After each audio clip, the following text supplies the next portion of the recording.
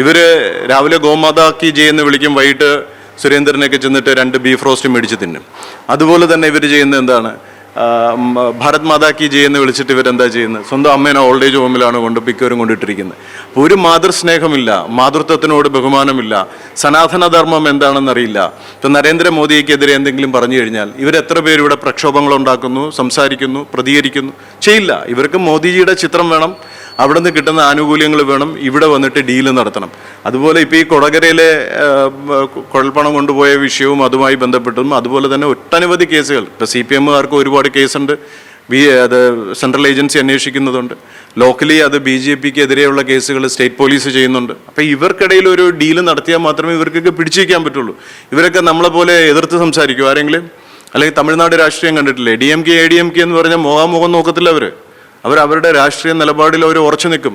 പക്ഷേ ഇവർ വരുമ്പോൾ രാത്രി ഇവരെല്ലാവരും ഒരുമിച്ച് വട്ടമേശ സമ്മേളനം സ്മോൾ അടിയാണ്. PV അൻവർ ആണല്ലോ ഇവിടെ തെരഞ്ഞെടുപ്പിന് കാരണക്കാരൻ. അദ്ദേഹം എത്ര വോട്ട് നേടുമെന്നാണ് പ്രതീക്ഷിക്കുന്നത്? PV അൻവർ അദ്ദേഹം പറയുന്ന പോലെ അദ്ദേഹം ഓരോരുത്തരടുത്ത് ഓരോന്ന് പറയുന്നു. പബ്ലിക്കിൽ 77 വോട്ട് നേടുമെന്ന് പറയുന്നു, രഹസ്യമായിട്ട് മാധ്യമ പ്രവർത്തകരടുത്തും ജനങ്ങളുടെ അടുത്ത ആൾക്കാരുടെ അടുത്ത് 27 വോട്ട് നേടുമെന്ന് പറയുന്നു.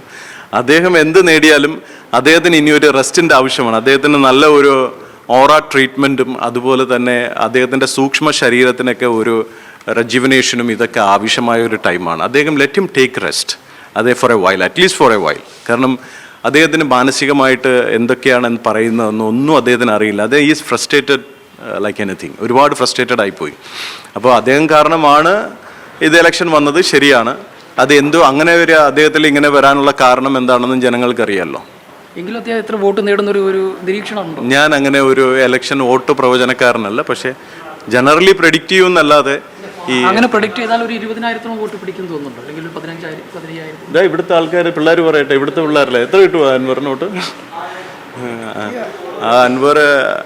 അൻവറിന്റെ വോട്ടിനേക്കാളും കൂടുതൽ ഇപ്പം ഞാൻ ഫോക്കസ് ചെയ്യുന്നത് BJPക്ക് എത്ര വോട്ട് കിട്ടും എന്നുള്ളതാണ്. BJP ഇവിടെ BDJസിനേക്കാളും താഴെ പോയി കഴിഞ്ഞാൽ ഇത് BJPയുടെ ക്രെഡിബിലിറ്റി എന്താണെന്ന്, അല്ലെങ്കിൽ BJP ഇവിടെ ജനങ്ങളെ നയിക്കാൻ യോഗ്യരാണോ ഇല്ലെന്ന് ജനം തിരിച്ചറിയുന്ന ഒരു കാര്യമാണ്. അത് മാത്രമേ ഉള്ളൂ. ഞാൻ അപ്പോഴും പറഞ്ഞു, ഞാനിവിടെ ഫൈറ്റ് ചെയ്യുന്നത്, അല്ലെങ്കിൽ നമ്മുടെ ഗ്രൂപ്പ് ഫൈറ്റ് ചെയ്യുന്നത് BJPയുടെ അൺവാണ്ടഡ് ആയിട്ടുള്ള കാര്യങ്ങൾ എക്സ്പോസ് ചെയ്യാനും ഇവിടെ സനാതനധർമ്മം എന്താണെന്ന് ജനങ്ങൾക്ക് മനസ്സിലാക്കിപ്പിച്ചു കൊടുക്കാനും RSS പോലുള്ള പ്രസ്ഥാനങ്ങളുടെ മഹത്വം എന്താണ് എന്ന് ജനങ്ങളെ അറിയിച്ചു കൊടുക്കാനും വേണ്ടിയിട്ടാണ്.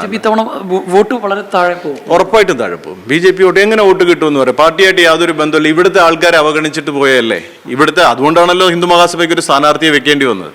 അതിന് നിർബന്ധിതരായ എന്തുകൊണ്ടാണ്? ഇവരെ അവഗണിച്ചതുകൊണ്ടാണ്. അത് ഭരതേട്ടനും വേണുഗോപാൽജിയൊക്കെ നെഞ്ചോട് ചേർത്ത് വെച്ചിരുന്ന ഒരു നാട്ടിൽ ഇവിടെ എപ്പോഴും BJPക്ക് ഒരു ഹിന്ദു മുഖം വേണം എന്നായിരുന്നു. അതും RSS പാരമ്പര്യമുള്ള. ഇവരെന്താ പറയുക, താല്പര്യമില്ല എന്ന് പറഞ്ഞ് മത്സരിക്കാം.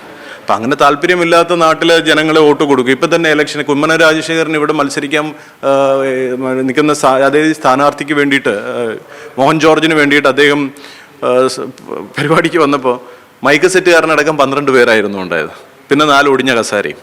അപ്പം ഇത് വെച്ചിട്ട് ഒരു സാമാന്യ ബുദ്ധിയിൽ ചിന്തിച്ചാൽ പോരെ? ഞാൻ അപ്പോഴും പറഞ്ഞു, ഇവിടുത്തെ സംഘം ഓൾറെഡി ഇവരുടെ ഇതിനെ സപ്പോർട്ട് ചെയ്തിരുന്നില്ല. ബാക്കിയുള്ളവരൊന്നും, യഥാർത്ഥ സ്വയംസേവകരൊന്നും ഇവരെ സപ്പോർട്ട് ചെയ്തിട്ടില്ല, ഹിന്ദുക്കൾ ഇവരെ സപ്പോർട്ട് ചെയ്തിട്ടില്ല. പിന്നെ ഇവർക്ക് ആരെ? പിന്നെ ഇവർ കാട്ടിലാണോ വല്ലോ വോട്ട് ഇത് എടുക്കാൻ പോയിരുന്നെങ്കിൽ കുറേ കടുവയുടെയും മാനിൻ്റെയും പുലിയുടെയും കുരങ്ങൻ്റെയൊക്കെ വോട്ട് ചിലപ്പോൾ അത് എക്സ്ട്രാ കിട്ടിയെന്ന് വരും. അല്ലാതെ ബുദ്ധിയും ബോധമുള്ളവർ കേരളത്തിൽ ഇവർക്ക് വോട്ട് കൊടുക്കുമെന്ന് എനിക്ക് തോന്നുന്നില്ല.